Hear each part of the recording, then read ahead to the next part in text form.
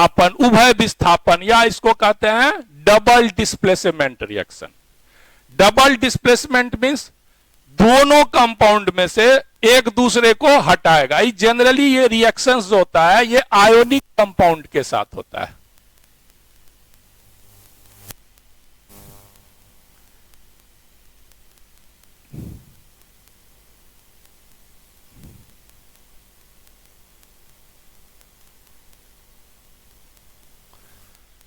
Simply आप लोग जानते हैं आयोनिक कंपाउंड के बारे में, आयनों से मिलकर जो बना हुआ होता है कंपाउंड उसे आयोनिक कंपाउंड कहते हैं। जैसे सोडियम क्लोराइड है तो इसमें दो आयन है, एक Na+ है, एक Cl- है। एक को कैटायन बोलते हैं, एक को एनायन बोलते हैं, ठीक है। एक पर ऋण आवेश होता है, एक पर धन आवेश होता है। तो साधारण रूप से डबल डिस्प्लेसमेंट रिएक्शन जो होता है वो होता है आयोनिक कंपाउंड के साथ। इसलिए इसका जो नॉर्मल सा हम अगर एक फॉर्मूला लिखें कि अगर एक AB कंपाउंड आयोनिक कंपाउंड है और ये CD आयोनिक कंपाउंड के साथ रिएक्शन कर रहा है, तो ये इसके साथ जुड़ जाएगा और ये इसके साथ जुड़ जाएगा।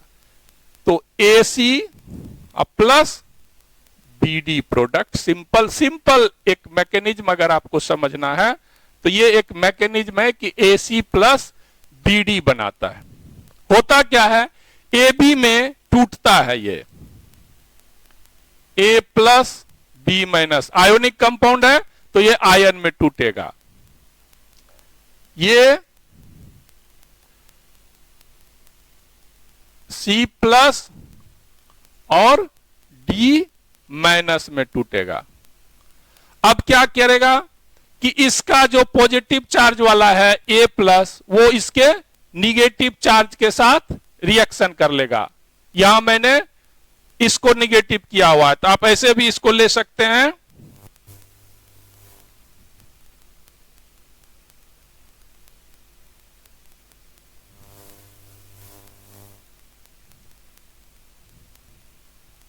मैं फिर से इसको बताता हूं।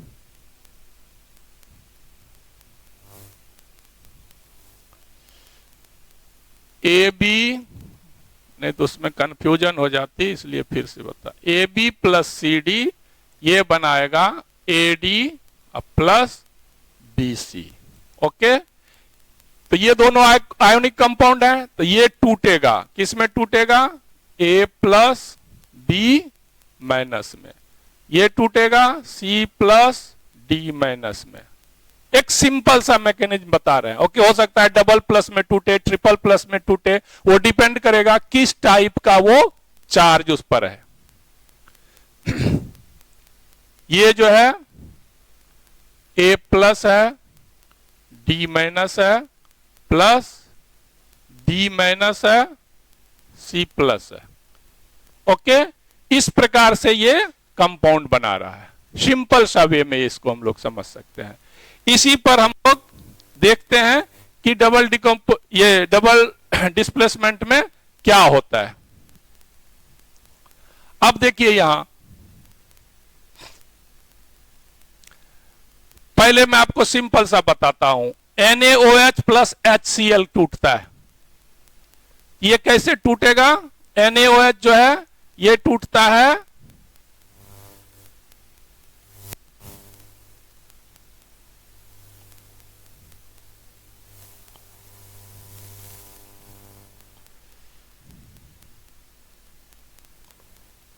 Na+ और OH- में, और HCl जो है ये होगा H+ Cl- में। ये बना देता है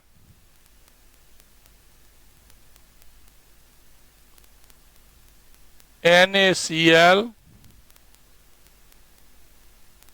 + H2O। तो देख रहे हैं हम कि रिएक्टेंट में, अभिकारक में जो दोनों ने हिस्सा लिया है, सोडियम हाइड्रोक्साइड और HCl है, ये आयोनिक कंपाउंड के रूप में है। तो ये Na+ OH- में टूटा, ये H+ Cl- में टूटा, तो NaCl और H2O बनाया है। अब क्या है, यहां डबल डिस्प्लेसमेंट है, ठीक है ना। अपने आयनों का एक्सचेंज कर रहा है ना, Na का प्लस इसके Cl माइनस से मिलके NaCl बना दिया। जो आयंस हैं, ये आयन जो पॉजिटिव और निगेटिव आयंस होते हैं आयोनिक कंपाउंड में, वो आपस में मिलकर बनाए। इसका OH माइनस आयन इस H प्लस आयन से H2O बना दिया। इसी तरह अगर PbNO3 लेड नाइट्रेट का सॉल्यूशन में पोटेशियम आयोडाइड डालेंगे तो आप देखिए इसका लेड जो है वो इसके आयोडीन से संपर्क किया। इसमें क्या है, आयोडीन निगेटिव है और इसमें लेड क्या है, पॉजिटिव है। तो ये एक पॉजिटिव और ये इसका निगेटिव हुआ। तो रिएक्टेंट में क्या हुआ, पॉजिटिव चार्ज इसके निगेटिव चार्ज के साथ कंबाइन करके लेड आयोडाइड बना दिया और इसका निगेटिव चार्ज इसके पॉजिटिव चार्ज के साथ मिलकर बना दिया KNO3 पोटेशियम नाइट्रेट बना दिया। तो आयन का एक्सचेंज हो रहा है इसमें। उसमें जब हम लोगों ने डिस्प्लेसमेंट रिएक्शंस पढ़ा था तो डिस्प्लेसमेंट क्या कर रहा था कि एक एलिमेंट जो होता है वो दूसरे में से किसी को हटाया था। यहां क्या है, दोनों एक दूसरे को, रिएक्टेंट में जो है दोनों एक दूसरे के साथ एक्सचेंज कर लेता है, इसलिए इसको हम लोग डबल डिस्प्लेसमेंट बोलते हैं। कॉपर सल्फेट और हाइड्रोजन सल्फाइड अगर गैस को लेंगे तो उसमें भी ये रिएक्शंस है। इसमें कॉपर जो है और sulphate, copper double plus ion में टूटेगा और SO4 जो है वो डबल माइनस आयन में टूटेगा। H2S में H प्लस आयन में और S डबल माइनस आयन में टूटेगा। टूटने के बाद क्या होगा, ये इसके साथ Cu जो है S के साथ रिएक्शन करता है, मिल जाता है, मतलब इसका पॉजिटिव इसका निगेटिव। सिंपल छोटा सा हम बताते हैं इस जगह, आपको अगर दिक्कत होता है। ये पॉजिटिव में है, ये निगेटिव में है, ये पॉजिटिव में है, ये निगेटिव में है। ओके, अब देखिए इसका पॉजिटिव जो है इसके निगेटिव के साथ मिलकर बनाया हुआ है। ये टूटेगा एक्चुअली में डबल प्लस में, ध्यान रखिएगा, ठीक है। और ये भी O जो है SO4 जो है ये डबल माइनस में टूटेगा। तो कॉपर का इसके निगेटिव आयन से एक्सचेंज कर लिया, इसका पॉजिटिव इसके निगेटिव आयन, इसने दोनों एक्सचेंज किया और इसका पॉजिटिव इसके निगेटिव से कर लिया। इस तरह से ये डबल डिस्प्लेसमेंट रिएक्शंस होती है। दोनों एक दूसरे के आयन का एक्सचेंज कर लेगा, एक कहेगा हमारा पॉजिटिव लो, दूसरा बोलेगा हमारा निगेटिव ले लो। फिर पहले का निगेटिव दूसरे के पॉजिटिव के साथ मिलकर कंपाउंड का फॉर्मेशन करता है। That is the double displacement reaction. अवक्षेपण प्रेसिपिटेशन रिएक्शन, अवक्षेपण रिएक्शन ऑलरेडी हम पहले आपको जब बता रहे थे कि केमिकल रिएक्शंस की प्रॉपर्टीज क्या है, इससे क्या क्या क्या हो रहा है, कैसे हम पता चलेंगे कि केमिकल रिएक्शंस हो रहा है कि नहीं हो रहा, उसमें मैंने आपको प्रेसिपिटेशन पढ़ाया था। अभी आप देख सकते हैं एक प्रेसिपिटेट बना हुआ है, क्योंकि आपको बताया था मैंने कि प्रेसिपिटेट का इंफॉर्मेशन देने के लिए रिवर्स में एरो लगा देते हैं उल्टा एरो लगाते हैं। तो कॉपर सल्फेट के साथ जब हाइड्रोजन सल्फाइड गैस को उसको प्रवाहित करेंगे, देखिए कॉपर सल्फाइड बनाता है और सल्फ्यूरिक अम्ल बनाता है, तो ये वहां प्रेसिपिटेट के रूप में दिखता है, ठीक है। अब आता है उदासीनीकरण या न्यूट्रलाइजेशन रिएक्शंस। उदासीनीकरण रिएक्शंस आगे हम बहुत अच्छी तरह से चर्चा करेंगे एसिड बेस में जब हम लोग जाएंगे। तो इसमें सिंपल सा है फॉर्मूला कि जब एसिड और बेस को मिलाते हैं तो साल्ट और वाटर जनरली बनता है। उदासीनीकरण इसे क्यों कहते हैं, इसलिए बोलते हैं कि एसिड की एक अलग प्रॉपर्टी होती है, बेस की अपनी प्रॉपर्टी होती है। पीएच वैल्यू अगर देखिएगा कैसे चेक करेंगे कि एसिड है कि बेस है, तो एसिड का जो होता है वो 7 से कम होगा और बेस का 7 से ज्यादा होता है। 7 क्या होता है, न्यूट्रल होता है।